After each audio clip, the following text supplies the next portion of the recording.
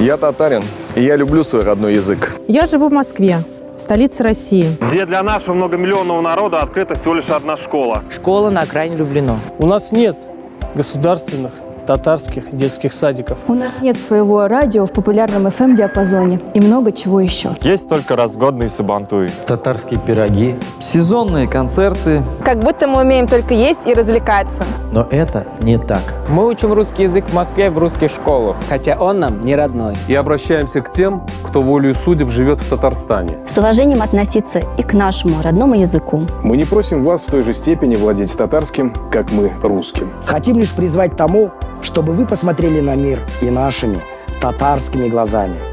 Лишь единицы, родившиеся в Москве татар, знают язык так, чтобы свободно общаться, грамотно читать и писать. Татар в Москве много, а татарского языка практически не слышно. По сути, наш родной язык превращен в кухонный. И сейчас нам больно смотреть на процесс выдавливания татарского языка из школ Татарстана, последнего оплота нашей культуры на планете Земля. И этот процесс приведет к тем же результатам, что мы имеем в Москве. Уже через поколение татарский язык может пройти точку невозврата. И тогда наш национальный язык будет просто некому и неоткуда возрождать. У нас татарского нет, но вы держитесь. Безде татар теле юг.